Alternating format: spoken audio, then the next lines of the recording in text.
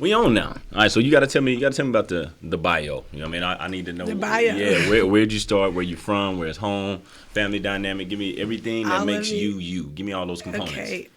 So I am from Midwest City, Oklahoma. Yeah. Proud to say I'm a bomber for life. I will always bleed black and gold. Black and gold. All right. I'm proud to say that. But I have an older sister and an older brother. My sister is 6 years older than me, and my brother is 5 years older than me. So you the baby? And I'm the baby, yes. And I say that to say because my sister played basketball and my brother.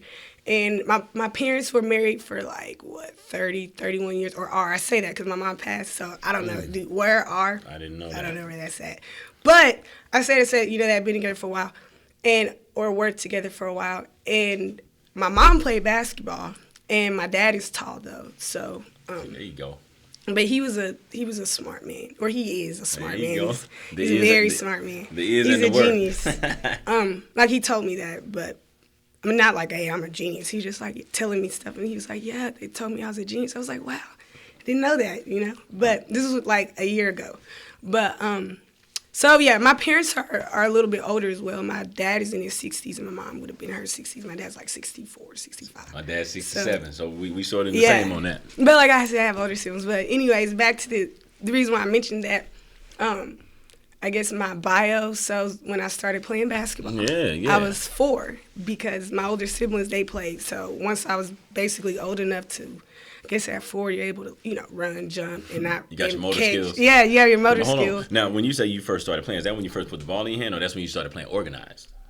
Oh, organized, I was 5. Okay, well, close enough. It's pretty much the same. But I was able to learn at 4 because I was doing what my siblings were doing. Yeah, so both of them could ball. Yeah, both of them could ball. So I gotta be messy.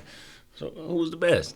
Me. Okay. They will all admit it. Fair enough. My brother is pretty good too. He just didn't really he played basketball, was really good, but he wasn't necessarily Well, he loved it. It was just once you've done it for so long, he just we all did it since we were kids. We were both in soccer and basketball. Once you just did it for so long, I feel like for him it was just kind of something that he just did, and not necessarily something he was trying to pursue. If that makes sense. That makes perfect sense. So he just did it. He was used to that. So, but anyways, so yeah, so I'm from Midwest City, Oklahoma. Started playing when I was 4. I had siblings that played, which led to I had cousins. I'm very close to my family members on my mom and dad's side. My mom has 8 siblings, and then my dad's side, we stem all the way back to the very first person. So I have a lot of cousins and siblings and whatnot. So y'all tight with you. Yeah, so I see them, every holiday. Or just because it's nice outside. Usually I have a cookout or something. Yeah. So they would come down. And we would all play, and we would need an extra person, and that extra person would be me, even though I was younger, once I was old enough. And so I was always playing, and that's pretty much what started. And once I played at the Y, I went from the YMCA to this team where this guy came and just watched people from the Y and kind of recruited, I guess. Mm-hmm.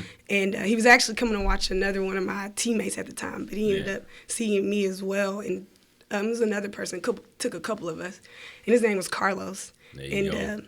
The first Carlos, because there's another Carlos. Oh, okay. But, so you got to get some last names in, put some perspective on it. I don't remember the first Carlos's name. Gotcha. He was an older man, but the other Carlos, without mentioning, is Carlos Adamson. Yeah. But he's an older man, but he had a team, 1st, 2nd grade. We played with him, and learned a lot, and that's essentially when I connected with a lot of girls out of the Bishop McGinnis, Mount St. Mary.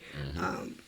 Those are the type of schools they went to, and we played in Bethany. So yeah. Now let me ask you this: were you somebody that always was good, or did you take a minute to grow, or you took off quick? Yes. Okay. Apparently I was doing jump shots in when I was 6, but I guess I was so familiar, used to being around it, that I just was playing. And so whenever, you plan on a shorter goal, but you practice on a 10-foot goal. Yeah, and then you're used to playing with, your big siblings, but everybody's down here. Were you shooting with the boys' ball too?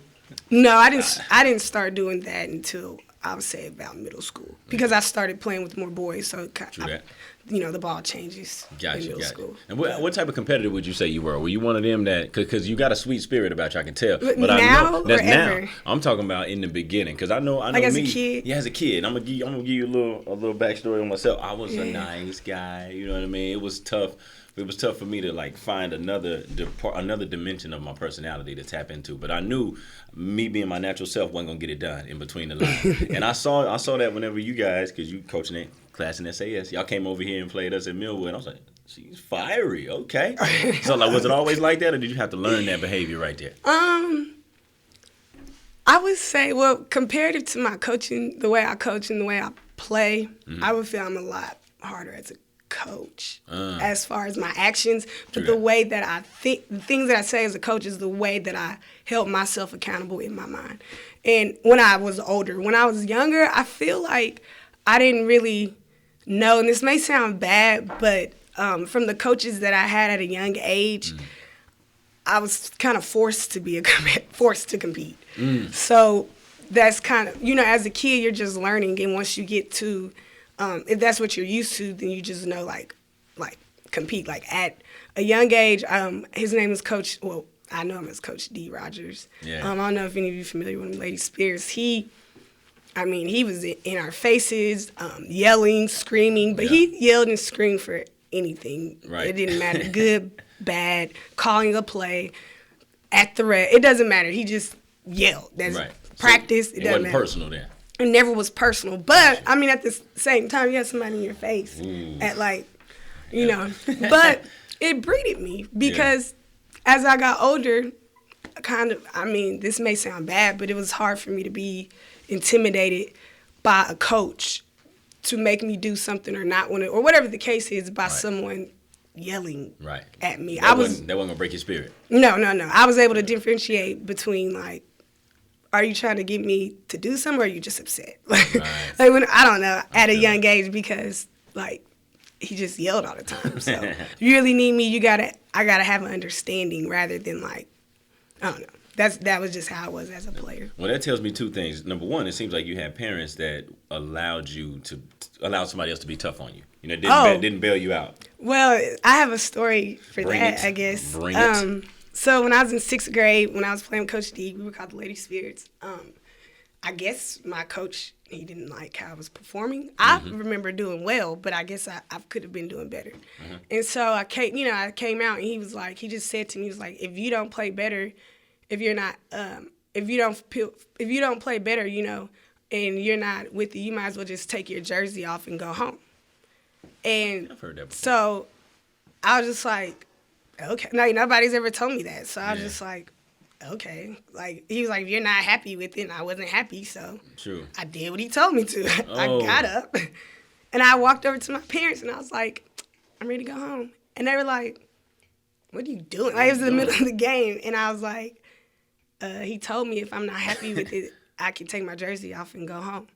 And they were like, Ashley, you don't go home. I was like, he told me. Like, you took that literally. Yeah. And so they were like, you are not quitting. I was like, he said I'm not happy, so I'm ready to bounce. Like, let's go. And they were like, no. And then I got in trouble by my parents for doing that. And then I had to go back and play anyway. And then he put me in the game the whole game. There you go. The rest of the game. And I did not want to be in the game. Like, I literally, when they would pass it to me, I would, have my hands on my back. I was just like, just I got to be here. Yes. Jeez, and you, how old? I was, 12, I guess. Oh, wow. 11, I was in 6th grade. Okay, now let me ask you this. How much longer did you end up playing in that situation after that day? Did your parents make you finish out, or did they, like, okay, you can be done after this? Oh, no, never. After that, I just got in trouble. My coach talked to me. My parents talked to me. I got in trouble, like both. Got in trouble in practice, got in trouble at home. Got you. And then, went to practice next day. I love that, man. Did it get better, though? Oh, that was just that instance. I have those moments sometimes, very rarely. Yeah. But I had another moment like that at a point because I had played for, the other moment I can really mainly remember, actually I had a couple moments. Oh, yeah. She in the archives Carlos, right now. But So I played with Carlos Adamson whenever he was in Florida. We had this conversation a little bit briefly. For sure. We got to put that on the record, though. That was good stuff. Oh, yeah. So at the time, I don't know. I call it the circuit. So, you have like MAYB, you have AAU, you have, really that's about it. And then you have the circuit. True. Where you play in these destination cities and hundreds and thousands of girls and teams and hundreds of coaches and at all levels. And point is to be seen, get recruited, whatnot. At the time, back then when I played, when I first played, you could play on any team, anywhere in the nation, as long as you were on the team, as long as you were on the roster and clearing, like, with that team. Right, the logistics of it, the coaches work out. How we going to get you to and from. Yeah, how are you going to, that's it. All you got to say is, I want to play. And so, at the time, how Coach Lenny was at Midwest City. Right. He's a bomber. True. He's, we all be that black and gold over here. Through and through. So he's a bomber, but he was also coaching there as well. Right. And he's the one who pretty much told me, like, hey, this guy's a team. He's trying to go national. And I didn't really know much about it. He's like, but you just come to the workout, see what you think. And I was like, okay. That's cool. Simple enough. Somebody tells me to be at a workout, I'm there. There you go. So I went, and it was a couple of us, and probably to this day, it was one of the hardest workouts I've ever done in my life. Wow. But it was a good workout. But it was one of the hardest workouts I've ever done. Like, afterwards, our legs were just, like, shaking. We couldn't control it. You remember how long it was? It was like an hour and 15. Oh, that's It was beautiful. like 8 of us. That's beautiful right there. You know what I mean? Anything under 2 hours, I'm telling you, you can get some real work in there, no breaks. But anyway. I was dead. But my parents loved it, so I'm like, okay, like, this is good. And I liked his demeanor and, like, the way he coached, or the way he trained. So long story short, he asked us to be on the team, and if we wanted to play. And, we've never heard of anything like this, like, where you just go play and, we don't know this man. Right. Like, we don't know this team. We don't even know if they're actually good. That's right. So it wasn't a tryout. It was we working you out and, all right, come play. Yeah, do you want to play? And then the ones that said yeah, so we kind of filled it out. And because, he said, you got to come here. Then my parents were like, so what, food, hotel, flight? Right, all of that. Who's going to pay for this? Mm-hmm. So, but that was, at the time, we only had one team that it was included. We were below the rim. And so we traveled around. I played with him. And the first tournament I went to was Boo Williams in Virginia in April. And I saw, I think at the time I remember seeing Tina Charles. I remember seeing Brittany Griner when she was, legendary young. Names right there. People I didn't know who they were when I was in the gym, but just a couple of, their posts. So, I was ninth grade, and I was like it was just these real bigs right here. It's like, wow, I've never seen this. But we went out there, we did really well.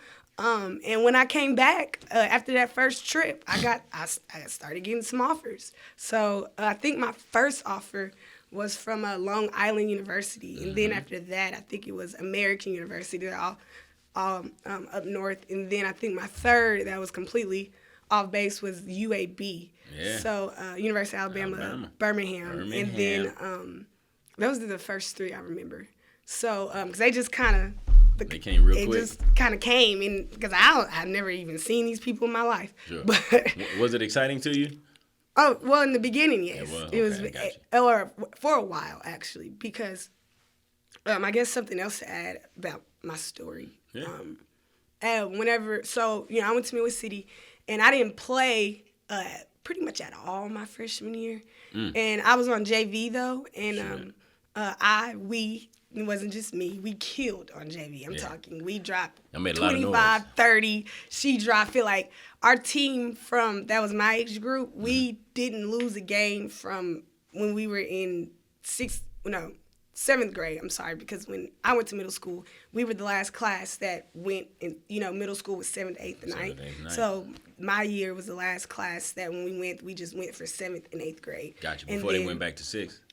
Before they went back. So I was still in that 7th, 8th, and 9th grade realm thing. But like I said, when I went to middle school, we only had 2 years. So from 7th grade to high school, we only lost a total of 4 games. But that age group, that middle school group, like most of us were on, I would say about half of us were on varsity actually, no, it was only 2 of us. We're on varsity as freshmen, and we didn't play.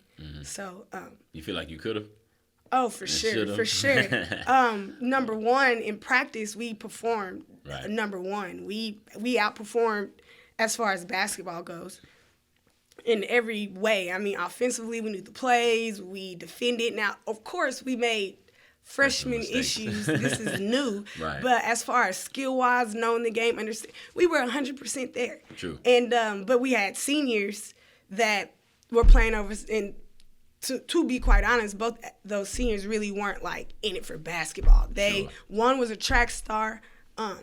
She actually probably have to cut this part out. It's all good. She was a track star. She played, and the other one just kind of did it. I feel like she did because her friends did it. True. And but at the end of the day, we're trying to win. So my freshman year, we went to state and we won. I mean, we went to state. We did not win. Went to state and we lost to Del City.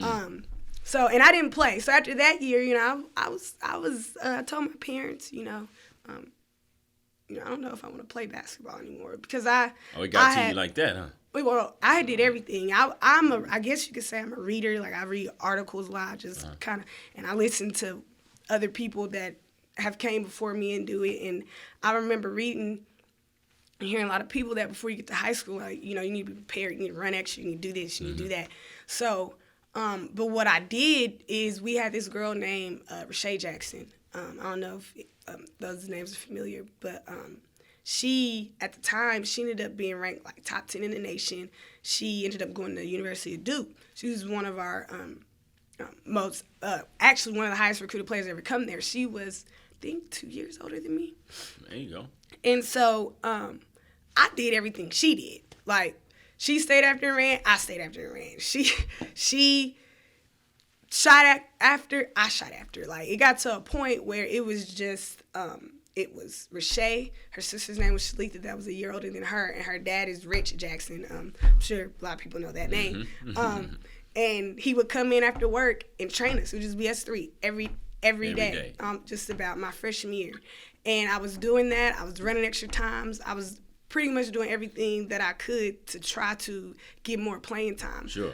Aside from, I didn't even allow what I was doing on the court to be an excuse. I felt like, well, what am I doing off the court? So am I running extra? Am I making my times? Am I putting in extra work to like show that I want to play? Right. And so I feel like I did all that. And at the end of the, I'm doing well in JV. I'm doing well in practice. What type of student are you?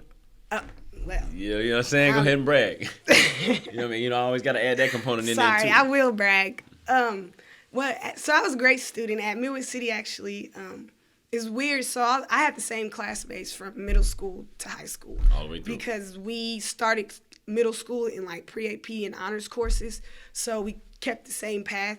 So when I got to like high school, I did like pre-AP science and AP this, that. So I had all AP courses all the way up until about my senior year. I didn't take a couple AP courses because whenever I was playing or when I was going through school, I was preparing to go to school based off 100% academics and scholarships. I didn't see basketball. I didn't look at basketball as like an avenue. Yeah, as my vehicle to get into college. That just didn't cross my mind. It was, you have good grades so you can get a scholarship. There you go. And then at Midwest City, my sister brother went to, I have them. They weren't like just like, oh, I want to get an A. Right. And they always got in trouble for having bad grades. So I don't like getting in trouble, especially by my parents. Right. So that was one thing I was like, well, that's easy to prevent. Yeah. And then the other part, at Midwest City, if you have a 4.0 all 4 years, you get a free Leatherman jacket. So I want to get that letter joint. Yeah, I wanted a Letterman jacket. Black and gold joint. Yeah, and they're expensive, and I didn't want my parents to have to pay that. So I was like, all I got to do is get A's, and then at Midwest City as well, if you, and I think it's like this at most schools, but if you get an A in the AP course, it's really like a double A. Like if you get a B, that's an A. That's right, those joints are weighted. Yeah, so I was like, I can offset some stuff just in case if I don't do well in the class. Now I can at least get an A. So I got in those classes, and most of the classes I got A's. Some of them I got B's. But I ended up finishing with a 4.3 weighted GPA. And then I was we started with 500 kids, but as we graduated, I think it was about 360. and I was number, I think, 8 in my class. That's the only way I got into University of Tulsa, because of my class rank and my GPA, because I didn't have the ACT. I think I had a 24, but at the time to get into Tulsa, to get in, it was a 27. So I wasn't close. But I had the other 2 with my GPA and class rank. So I took my academics very seriously. Like, I didn't do anything but school and basketball growing up. I mean, at all. The only thing I did do is I had my best friend, her name at the time in high school, Tip Top Raven Walker, and we would go to the movies every weekend, and that was it. When I didn't have a game or I wasn't playing basketball. Right. Because, like I said, I played on another team in Florida. So when school was over, so about the first 2 weeks you get to have. I'm sorry, am I supposed to look over here too? Not at all. You good? I feel you like, good. okay. Yeah, you can look wherever you want to look. Okay. You know what I mean? Take me on your journey. I'm riding. Okay. So anyway, sorry. So. No, but I do have a question though. Yes. You said your best friend at the time. You said Raven Walker. Was that her name? Yes. Okay. Was she an athlete or no? So yes, she was. So Okay. actually, story of Raven Walker. So she went to a different middle school in 7th grade, and then she came to Maroney in 8th grade. Because like I said, I'm from Midwest City, so I went to Steed, Maroney, Midwest City.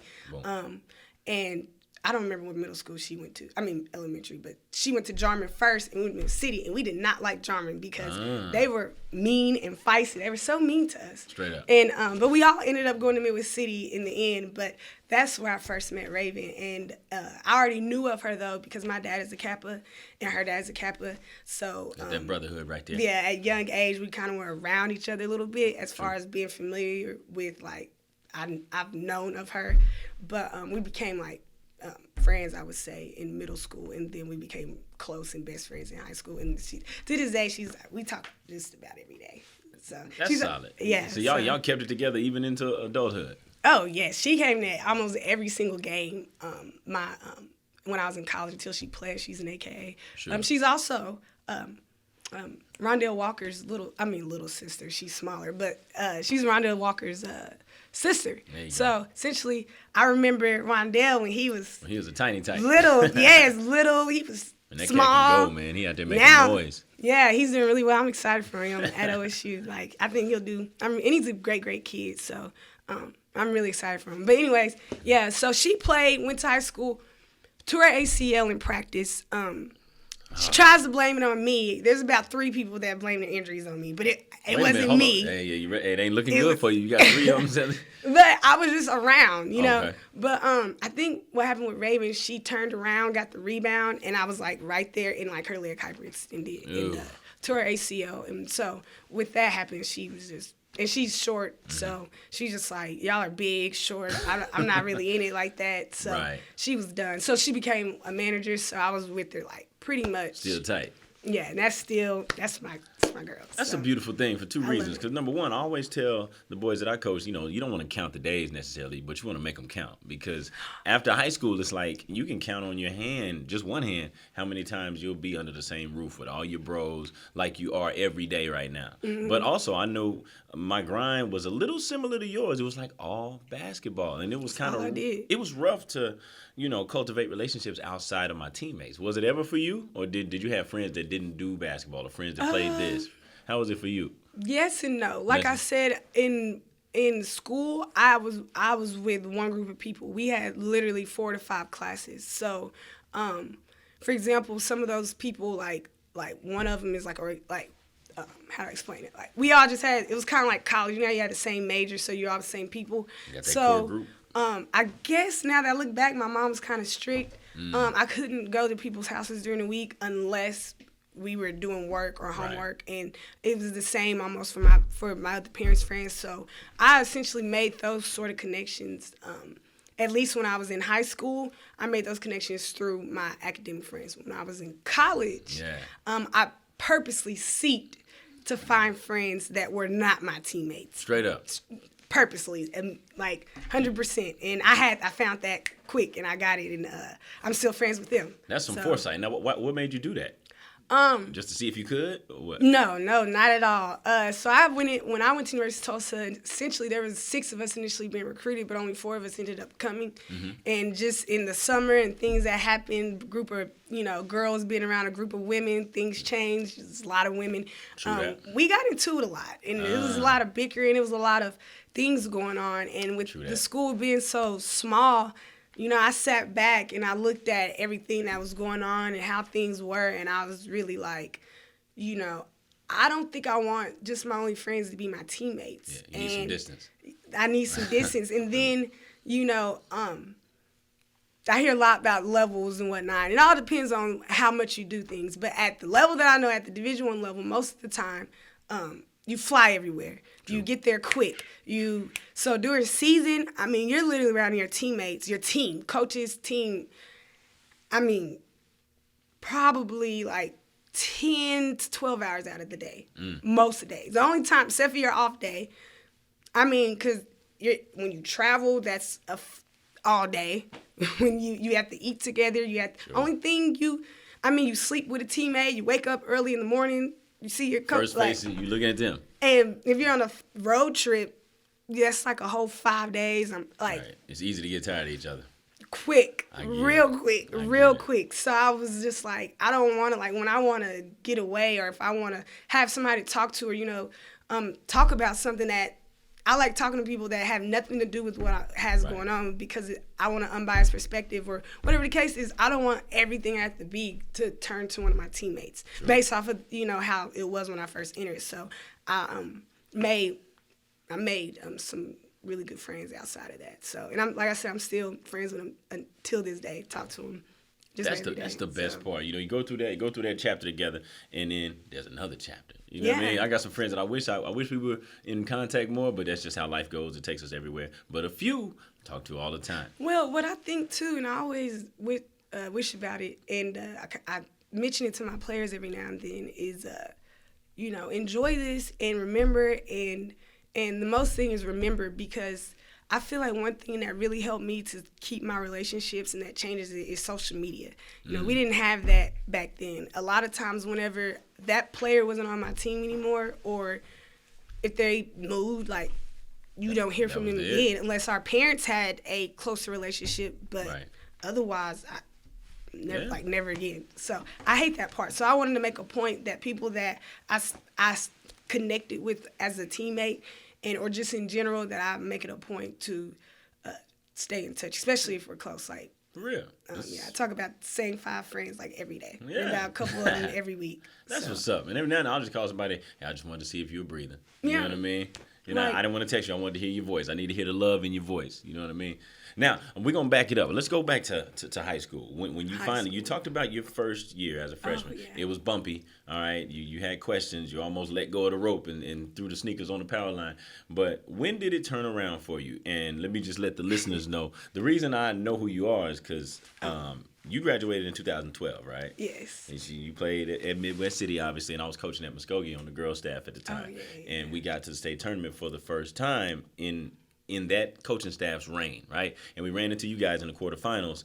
Didn't have enough, you know what I mean? Y'all beat us. We gave a valiant effort, but at the end of the day. What year? This was 2012. Oh, so my senior year. Your senior year, yeah. So I just had to throw that out there just because, little credibility purposes. But when did it turn around for you? When did you start to, like, reap the benefits of your hard work and it showed? You know what? If you talk to me before I say it, don't get me wrong, I love my parents. They're the greatest, they're the best. True. But who changed it for me was Carlos Adamson. When he came, I was literally about to quit. And not even on I was upset. I wasn't too emotional about it, is how I feel. I feel like I had made it logical. I tried to do everything I could do. I'm not going to beat a dead horse. Clearly, this sport isn't for me. Right. I played volleyball. I did track. I was like, let me do something else. True that. I didn't know I'll those just be other really parts. good in that. So, you were at the acceptance point. I did this, I did that, did this, did that. Here's the sign. Yeah, who am I to, clearly I didn't get in the game, so this isn't me. True. And I like volleyball a lot, and I never was trained in, basketball, so I was like, I can be good. I had people wanting me to play club and train me, but 2 sports and volleyball isn't cheap. Mm-hmm. Kind of But and then track, I hated track because I never really liked running, but I can jump.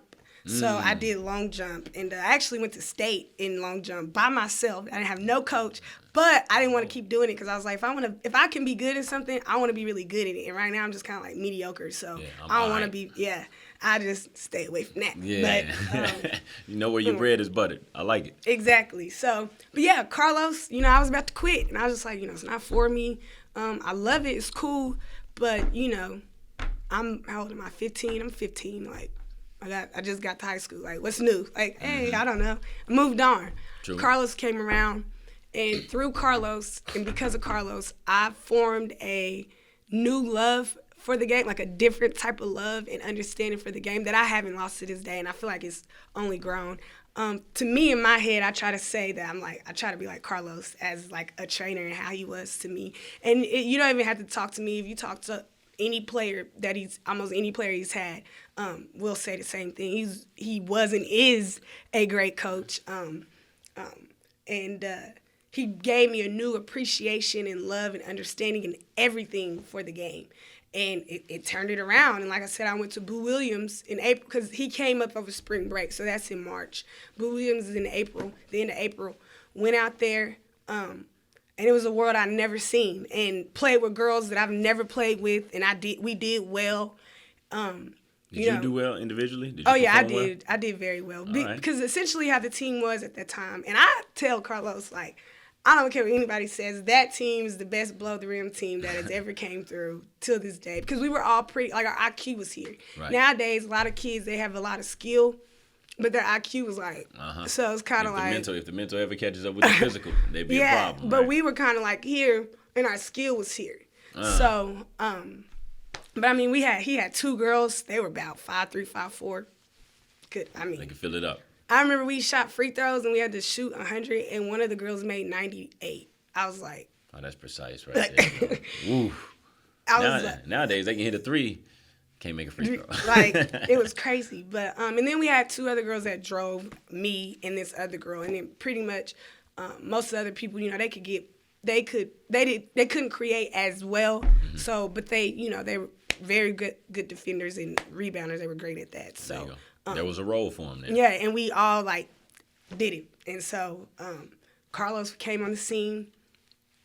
Tournaments, we went to Boo Williams, went to USJN in D.C., we went to FILA Nationals in Atlanta, we went to End of Trails in Portland, Oregon. Right. We went to Hawaii my freshman year, and he was stationed out of Fort Lauderdale, so we went to what is it called? What's the? I ain't gonna front. I'm looking at you for help on this. In Orlando, the Worldwide Sports Center, and there's like different. I don't know if you heard of it. It has different. Facilities, I guess you could say, like there's a baseball field, a softball field, a track, and basketball gyms all in one area. It's at a. I got homework now because I don't know nothing about it. Well, they have a lot of tournaments there, and just think like. And y'all did all this within that same year. That my freshman year. Yes. Wow. No. Well, my freshman year when I first played with him, we went to Boo Williams. And back then, all the recruiting days it was one in April and the rest were in July, and there was like a 5-day break in the middle. So you played the beginning of July and the end of July, and so we went to the first one, like I said, in April was in Boo Williams, and then we went to USJN.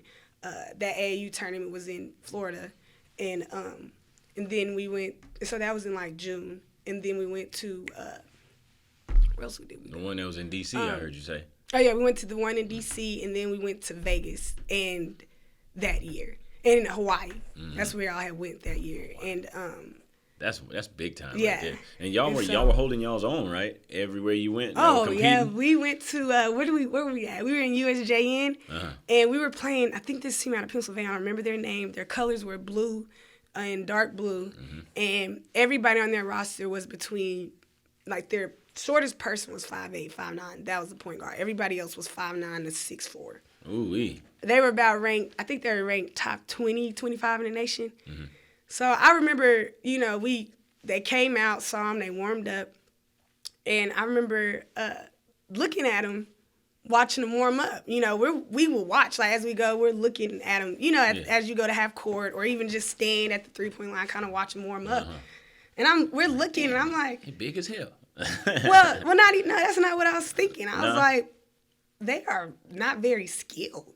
and they're kind of lazy. In those 2 lines, you can see a lot in 2 lines. Yeah, and I'm like, things like looking at the ball when they bounce it, or the way that they were finishing or missing layups. We just like, yeah. So we played and we was like, y'all, we can run this team because they not just beat them, but just like run them. We were like, let's run them. I think we were sophomores. This was my second year with them. Sure.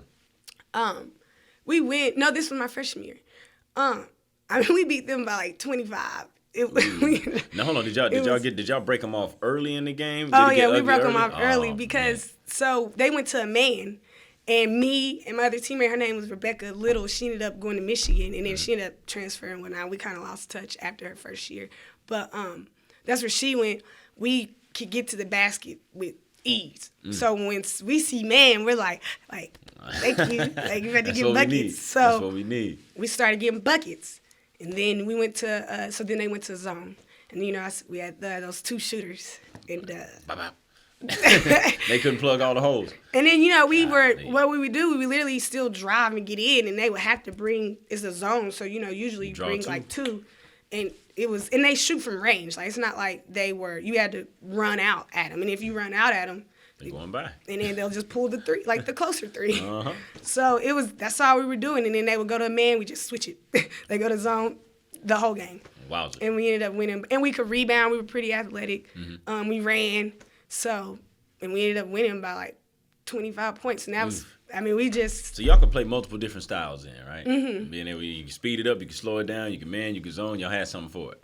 Every time. I remember. It's major right there, yo. Yeah, it was crazy. And but that was my freshman year. And then, but like I said, so then something I tell, I don't know, because I'm trying to get more players to be on this. Right. Hopefully I get some more this year. There you go.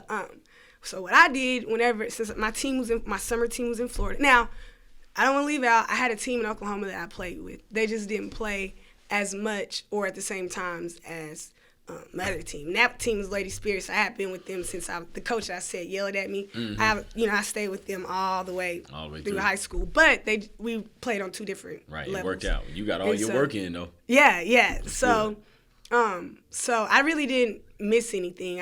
Maybe I missed like a tournament, one I think, or I would miss practice obviously because I'd be gone the whole week. But I didn't really. So I played with them when I was here. So whenever I was home, I practiced with Coach Lenny's team, and that's when he had a middle school team. He had like Omega Harris, if these names are familiar. I remember those names. I remember watching Cam, young guys play. Yep. Who else? Adrian. That was his. Cats. Yeah, so I would practice with them whenever I was home, and then like I said, first 2 weeks of June, with your high school team. Mm-hmm. So last 2 weeks, team camp, summer leagues, all that I would go to Florida. Right. And I would go there, and my purpose was to get in shape and train and get familiar with my teammates. So that's all I did. 3-4 days, every day, except for on Sundays. That was our off day. Every day, that's what I did. We would have a team workout at like 9 a.m. So me and the girl I was staying with, because she had an extra bedroom, and I was the teammate I was closest to, right. And her mom was able to be at home, get us to and from in the summer because she was a teacher. There you go. So I stayed with them, and that's what I did. 9 a.m. we had a team workout. We got there. Me and her name was Becca, the one that I told you went to Michigan. Mm-hmm. She, we got there at 7. We would get there at 7, work out. Everybody else came in around 9. We work out usually till about 11:30. We go home, eat, nap, shower, whatever. Get back up, have another workout that was more team oriented, and we would do like a skills workout, but then we would go through our plays, scrimmage the boys and stuff like that, and or lift weights or do conditioning. And then it's like camp right here. Yeah, I'm getting excited. And that was every day. I did that every Monday, Tuesday, Wednesday, Thursday, Friday, and he mixed it up. Some days we'd be on the track instead of going to the weight room, or some days we just run maybe for 20 minutes, but not like it wasn't crazy because that was only like literally maybe 15 minutes. It wasn't anything crazy. True that. So we just got in shape, and I did that for 2 weeks, and then I would go home the weekend before the tournament because the first tournament would be after Independence Day, mm-hmm. and then I was gone the whole month until I was gone all of July. Your summer was booked up. Yeah, I was gone. And then when August came back, I would be at home. I would rest. I wouldn't do anything for pretty much like 2 or 3 weeks, and then I would start getting it, maybe start playing pickup or something, because now, I don't want to lose sight of the ball. But like I said, I played volleyball, so I only did that my freshman year. I was convinced to not do it as a high schooler because they were like, "You're gonna go to college to play basketball." So I hear that all the time. I hate that. So I tell my girls, like personally, like play volleyball, play these things, because if you're gonna play basketball, you're eventually, especially if you end up going to college for it, that's all you're gonna do. That's whether you your want life. to or not. Yes. So now while you have the opportunity to do it, just don't lose sight that you're a basketball player. So you still need to be in the gym. You still need to work out. You still need to do these things. You just necessarily don't have to be in the class of basketball. Like, go do volleyball. Do what's required. Bam. Now it's basketball season, bam. But just make sure you keep your basketball skills right. Because if you don't, you'll lose it. That's right. You don't use it, you lose. But let me ask you this. Whenever you would come back home from your 2 weeks of training camp, as it seems, what would you do to not lose it? Would you fall back and relax for a minute, or would you get right back to work when you get home? Nope. I had to be with Coach Lenny. See, there you go. It worked out. It worked out then. I had to go back to practice. Now, I would get like maybe the day or two, because when you fly a lot, being on the road or in the air through the airport, that's a lot on you. So I'd take a day or two and then, see my family, friends, and then back on the week, back in practice. Back to the grind. Now, let me ask you this before I forget, okay? You talked about Coach Adamson pretty much saving you from quitting basketball. Yeah, Did he know that you were feeling like that? Did you let him know? Or is it? Yes. So when we were on trips, just almost, I wouldn't say every trip, but about 2 trips in or 2 tournaments in, he would meet with us at the hotel with each and every other individual person. And he would ask us just pretty much, where was our mind at? How are we feeling? How do we feel on the court? How we feel right now? Like, are we overwhelmed? Any of those things. And I would just discuss it. So, when I first got on the team, right out the gate. He knew, but he and everyone else already kind of knew what it was, like, that I didn't play that much, and but how talented we were. And not just me. The other freshman that was on the team, like, she could have got in the game as well. Like, she was really good. Like, neither one of us did. So, people saw that, because we killed in JV. Coach Griffin was my coach. Coach Tommy Griffin. Griffin. He's still doing it, too. Man, he's a great coach. Probably he's a great, I love him. He's loved him, great coach.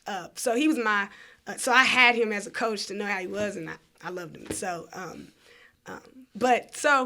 yeah, he knew, because when we first got on, I told him where I came from, where my mom was at, and then we talked all the time. So he knew essentially everything. That's whenever I said Carlos, when I got in trouble. I got in trouble a couple times with Carlos. Oh, man. But one time, I guess I wasn't playing how he wanted me to play. Right. I thought I was doing good. I had like 14 points. I had I think I had like 5 or 6 rebounds. It's not even halftime yet. Like, okay. So you feel like you was cooking. I thought I was. Okay. And Carlos, I don't know if you're talking, but he doesn't necessarily talk a whole bunch. Like, he talks, don't get me wrong, but he's not a coach that's gonna just yap at you. Like, know how he looks at you, or what he does. Like, every time I'm looking at I feel that. He ain't gotta say much at all. He just gotta, I know how he operate. And he was doing that to me. So I came out and I'm like, okay. In my head, I was like, well, Carlos clearly isn't fooling with me. Yeah. So I'm just going to go down. I'm just make it easy for him. I'm just going to go down here to the other end of the bench, because I know I'm not about to get in the game. Right. So that was my thought process. But I guess he took it as, like, I came out and went to the end of the bench. Yeah, he thought you were being, like, defiant or whatever. Yes, and so I remember when at the end, he came down and he looked at me like, and that look, and I'm like, oh, I'm in trouble. Like, I'm scared now, because I don't even know what I did, but I did something. So after the game, he always will go through on each individual player and say whether you performed well or whether you didn't, and what he liked and what he didn't like in every game. True that. So he's doing that, and he got to me. He's like, I don't know what you did. Actually, I don't like it. Don't you ever go to the end of the bench again when I take you out, or I'll put you on the plane. I'll get you on the fastest flight back to Oklahoma tonight.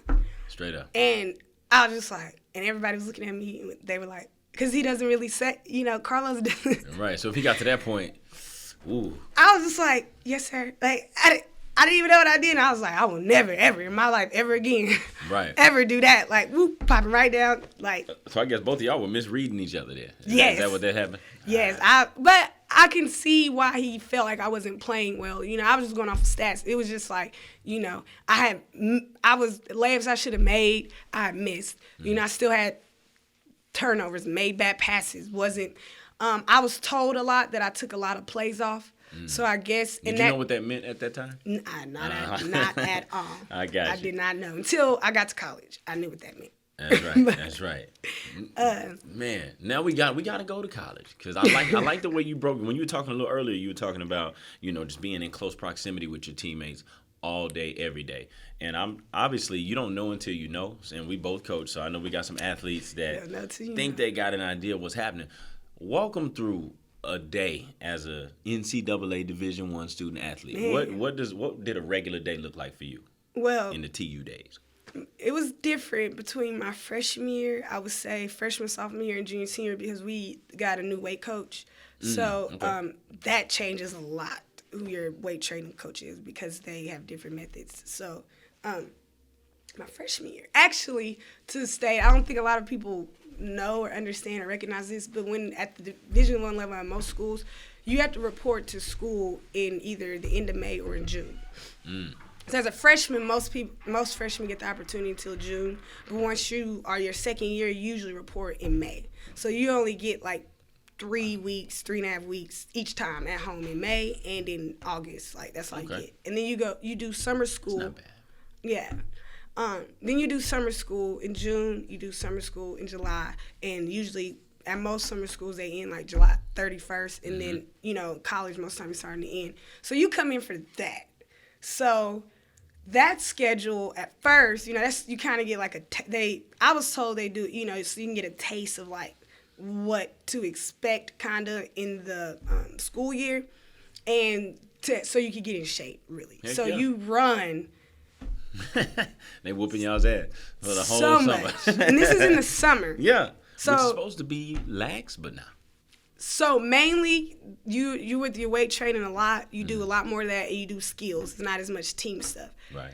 And you run. I mean, I thought I had ran before in my life, but it's a whole different type of running at that level. I mean, it was crazy how much you run. And I tell my girls a lot, we used to, I forgot what we called them, but we used to do where we split into quarters, and we would do around the football field.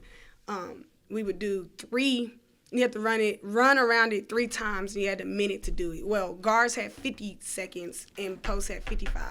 And you can make it. And how long did it take for you to make it? I can't wait for you to say. I made my time. I know that because I never ran extra. So. Oh, the conditioning part though, was that collective or was that individual too? What do you mean? In college? In college. I remember you said y'all didn't do a lot of team stuff, but was the running collective? The running was when we were in weights and with our weight training, like I said, my freshman, sophomore year, it was different weight training we had. So we had 2 trainers. Well, right.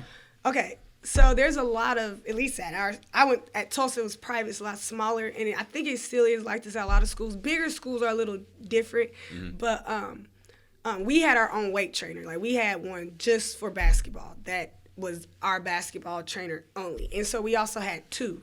So we had 2 weight trainers, and so we did our weights every you know, that helped us do our weights. So plus you had those 2, plus usually a GA. So we usually had the lead trainer and then their assistant trainer and then a GA or 2. But we always had a GA. So we had basically 3 coaches that were weight trainers. And usually we come in, we run for about 45 minutes to an hour, and then we lift for an hour. And then later in the day, you would do your individual, which was an hour because, you know, at the NCAA level, everybody has rules, just like OSSA leads us. NCAA leads that, and you can only have – the rules might have changed now. It's been 4 years. They always change literally almost every year. Something changes. You got a new doctrine, a new mandate. Something, or it goes back or reverses it. So, but then you can only have – I believe you can only do – I don't know what the summer is. You can only have 1 hour total, but you can never have back then, my first 2 years, you couldn't have more than 4 players on the court with 1 coach. If you did, it was considered a practice. So everything we did was in either 4 people or less. Right. So sometimes, like in my individuals, it would maybe be me and another person, and we were all split into position. Sure. So in position, so me, I played multiple positions. So some days I'd be with the point guards. With like the 2 guards, point guards, but most days I was with like the threes or the wing players. So where were you most comfortable, would you say? A 3. 3? Yeah, Yeah, that's but- what I remember from yeah. scouting you did, trying to get ready for him. But anyway, Yeah, a 3 was most. But I was prepared to do whatever because when I played with Coach D, I remember him telling me, he said, you always need to know all 5 spots. That's a know fact. them. And everybody needs to know him. So on our team, we all knew him. And he said, because if anything happens, somebody fouls, anybody goes down, whatever happens, you know what to do in that spot if I need you to play it. So he's like, and I promise you it'll be a service to you now if you learn it rather than later, which I learned it in elementary. So I've always been well at learning positions. As I got older, too, I would add, when you know all the positions, it makes it easier for you to know how to operate as a player because you know, like, oh, like, I can't come here because this is where so-and-so is supposed to cut. Or, like, if I decide to do this, I got to do this right here because this is what's supposed to happen. Right. So by me knowing what other people did, it allowed me to know I needed to do better and vice versa. And you're seeing things happen before they happen. Yeah, Like, basically, okay, yeah. So game's slowing down for you up top. Like all the way. But anyways, that's how conditioning, that's how it is your first in the summer for the most part. We would run. We run. It was so much. Like we would run, we would do a mile or half a mile at the track and then go to the football field and do those where we had to run around the football field and you had to do 3 in a row. So basically group 1 would grow, group 2. So group 1 was like the guards. The other group were the posts or the people who were trying to slim down. And they would do it in 55. And basically when they got back is your start to go. And so we do 3, take a break, do another 3, take a halftime, then do another 3, take a break, and then halftime, take a break, then go lift. And then that's work. That was every summer. Every day, except for on the weekends. Did it take a minute for you to get acclimated to it? Or maybe just honestly, about a week or something like that? Yeah, it took me to the workouts, it took me probably about 2 weeks, because it hit me like, oh, like, you gotta like work. Yeah, but levels. I was used to that because of Carlos. Like I was like, well, it's still only for 2 hours. It's not 6 in a day. Like I was used to doing a 4 a day. So, and I was used to, in high school, you practice all day for 3 hours, and then I would stay an extra hour and a half. So I was used to practicing for 5 hours. So really, I just took it as like, oh, I just worked super hard in an hour or 2 hours. Like, and then weights was like easy compared to the running, because it's like, when you run, you really gotta like literally push yourself. But when you lift in weights, I'm like, whoo, get to like at least breathe hard and lift. Like I look forward to that. And my degree was exercise science, so I was really like in tune because I was learning stuff as I was doing it at this same time. So was there anything? I'm sorry, I didn't mean to finish that last point. All right, well, I'm gonna hit you with this because you made me think of something. I always like go back into the archives and think, about my high school days, trying to compare what I was thinking at this age of the athletes I have now to what they might be thinking today. And it's worlds apart because of a bunch of different reasons. But I know one thing: if I could go back and like put more emphasis on one component, it would have been weights in high school. I didn't take it as seriously. You know what I mean? So is there something like that for you where you look back at all the work that you put in high school? Was there something that you either missed totally or that you really wish you could have gone harder at that may have prepared you a little bit more for college? Or did you just do it all when you were in high school? Did you live in high school too? To be quite honest. Yeah. What I feel is intangible, tangible, and I'll tell you that. But honestly, no. In high school. You covered all the bases. Every last one of them. At Midwest City, my sophomore year, they implemented this weight training class. Me, I like that stuff because my mom, they exercise were pretty active, so I was kind of intrigued in like weights and like I wouldn't say I was around it, but I knew a little bit about it before, like outside of school. Right. So, because I used to go to the Y, well, that's another thing. Midwest City, we all used to go to the Y when we were like boys and girls. So that's kind of why when we got there, all of us at that age, both teams are good because we literally all of us since like 6th grade. So I kind of already knew about weights. Right. Sophomore year, we had a weight training class, and only 3 of us had the class at the time that were basketball players. And when you compare, and we just kind of took it to take it because the that teacher was the track coach, and we really liked her. So she was like, "Yo, I'm doing this class. Like, I really need to have kids in it because if we get this class, they'll, keep it and we'll be able to have it. So I got to make sure." And we were like, yeah, like I'll be in it. She was just like, you'll work out, lift weights and stuff. And I was like, all right, cool. Like, you really know what you were getting into? Yeah. So we did that, and that's what we did. So it was our third hour. We lifted weights. We did agility. It wasn't PE. It was like, it was the real deal. It was sports training, but it was multiple athletes in there. And some of the people in there weren't athletes. It was people who literally, it was weight training. And so we did that. And it was only 3 of us. And it was me, and these other 2 were bigs. And when I tell you we looked different, we were a little bit more chiseled. We were in a little better shape. We just were different than everybody else. And you felt better, too, didn't you? And we felt good. We felt better. I'm tight, you know what I mean? Like we just looked like, we kind of looked a little tall. Yeah, it was just different. So, but that was also the year I started paying attention to what I put in my body because we were running miles. So at Midwest City, in order to get a jersey for practice, our run test was, we had 3 of them. You had to run a mile. You had to do 16. So sideline to sideline. And then 55s, where back then, suicides were a big thing. Now people, kind of don't really deal with suicides, which is fine, same distance. But but it was a double suicide basically, and you had to do it in 1 minute.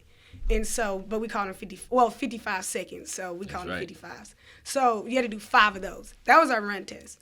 And I was struggling to get my mile. Like, I was always 5 seconds or so shy. And I'm like, I'm Googling how to run miles. I'm doing everything. You trying your hardest. Yes, and I'm like, this just ain't happening. So I'm like, it has to be something. So one day, I think I didn't drink any juice. I had water the whole day. And I remember thinking it, and I had got really close to making my mile time. And I was like, I said, maybe it's the water. Maybe it's the water did something. So the next, for a week straight, I did nothing but drink water. And we didn't do the mile every day. So I knew we were going to do it. So I was like, all right, I got the next mile. I'm getting closer. And I drank water for a week, 2 weeks straight. And then I made my mile time. But also at the same time, I felt better when I was running. I felt different. Usually when I would run my mile, because we were running before practice, so I would run my mile and then had to go down there and practice. Practice was tough, but this day, I ran my mile, felt good. I made my time. Practice felt good. I just felt good. And I was like, it's in the water. It has to be. It's in the water. This is the recipe. So I started researching, basically, at that time, I guess you would call it athletic performance, sports performance, things that I was putting in my body. So I got really into that. So my parents started buying me the, I used to kind of start doing pre-workout. I would take pre-workout every now and then before practice. I would do a little bit to get used to it, and I would take it before some games. And then I would take, after the game, I always took a Gatorade protein drink every single game. I would drink one every game.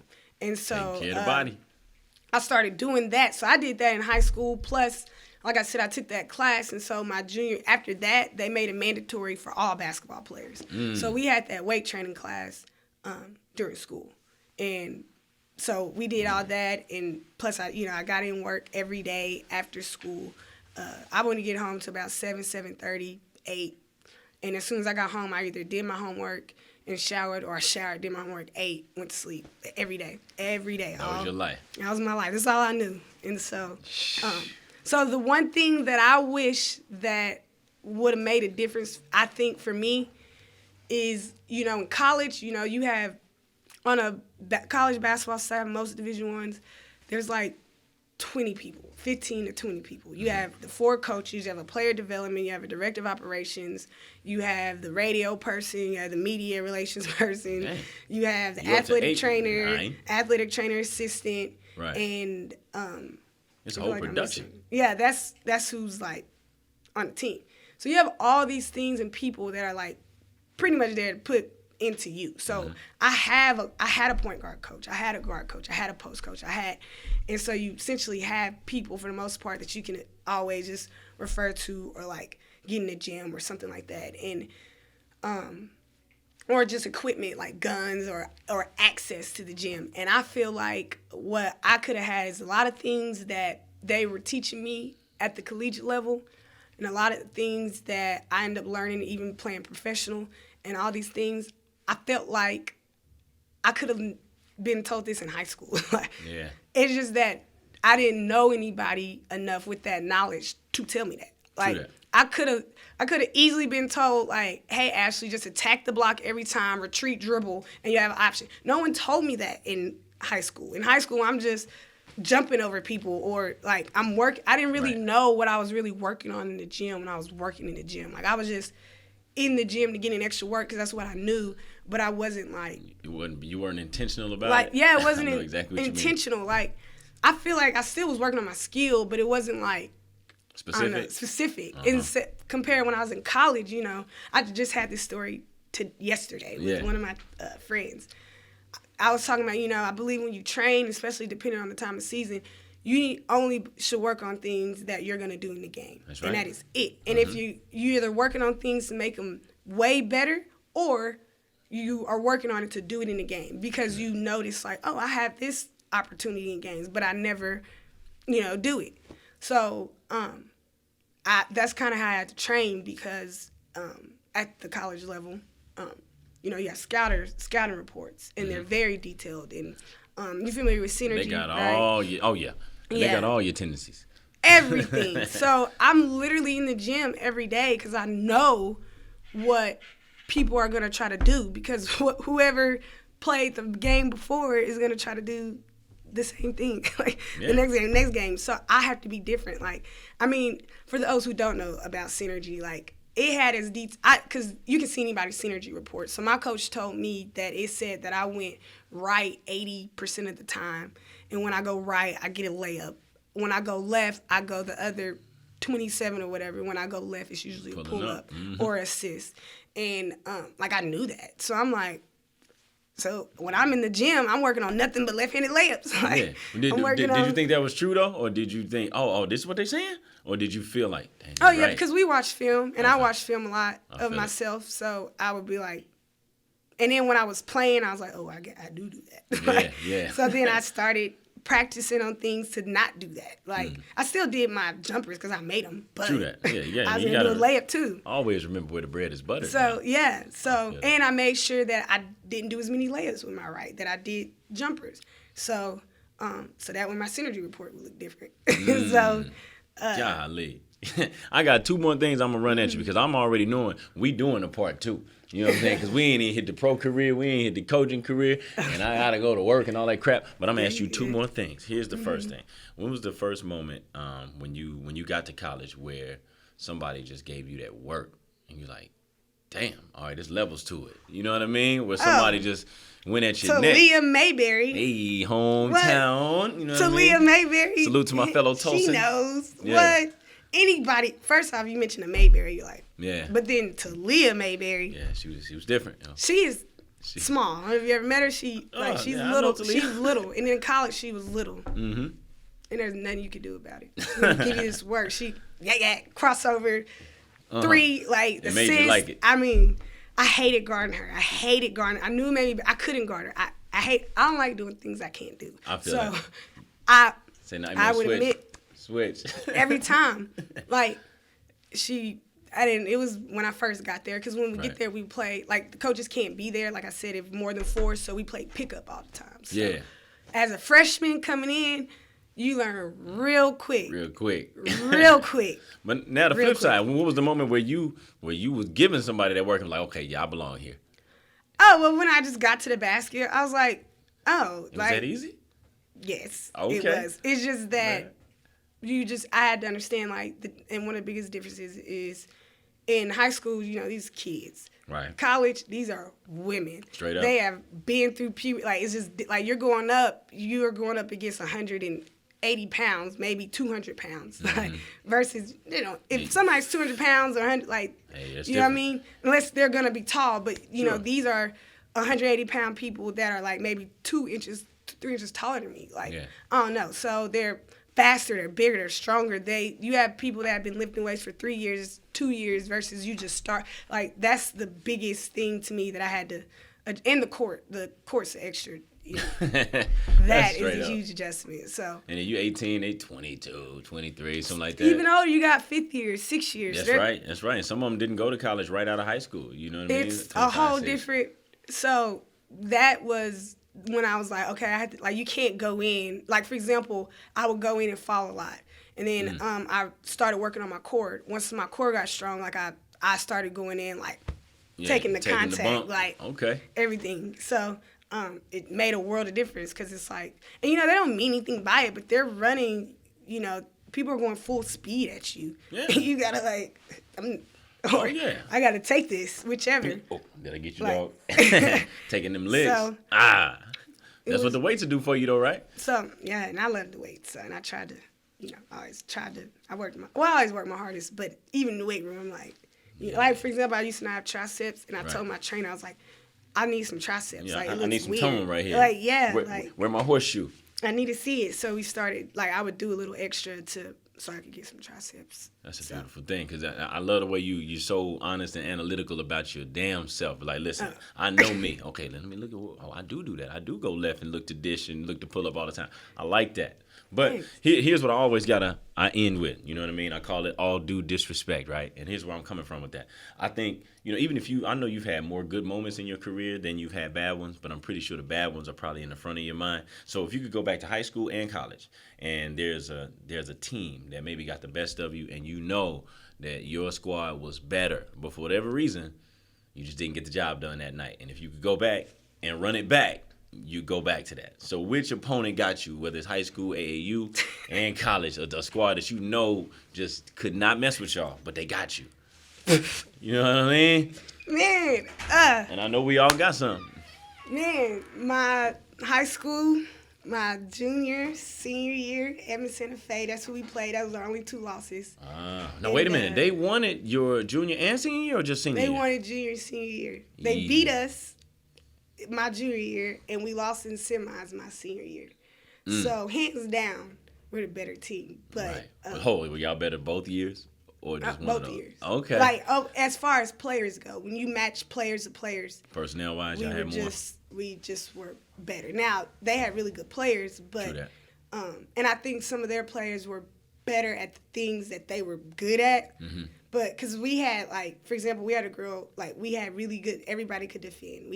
Everybody could dribble. We had, some of us could shoot, some of us kind of shoot, some could shoot. Right. But they had, like, maybe she couldn't dribble that well, but she could shoot. Mm-hmm. Like, maybe this girl couldn't finish, but she could run, she was big and defended. Right. Like, maybe they had, like, 2 scorers, but, like, creators, but if they had the ball, they were going to create. Gotcha. Like, so they specialized. Huh? Yeah, versus us, we had 6'3", 6'4", 6'5", 4 posts, 3 posts, but 2 of our posts, just rebounded maybe. Then we had 3 people that could create, but, like, I couldn't shoot to save my life in high school, but I could get to the rim. I got you. That was definitely on the scouting report when we coached against. Like, listen, give her some cushion, G. Give her a lot of cushion. A lot of it. Right.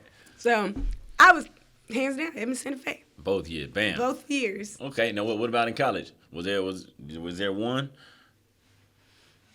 No, it's because, just to brief, especially we'll have a part 2, I'll probably go more into that. My freshman year, we won conference, and we ended up winning our last 8 games of the regular season, and then we won 4 in a row to win conference, and then we went to the conference tournament. So that was kind of like half the teams we had lost to, we ended up beating. So straight up. I couldn't say that. My sophomore year, lost some of those. We had heavy seniors. Talia was one of the seniors. I remember that. Left, different dynamic, didn't do too well. True. Junior year, got different players, different roles.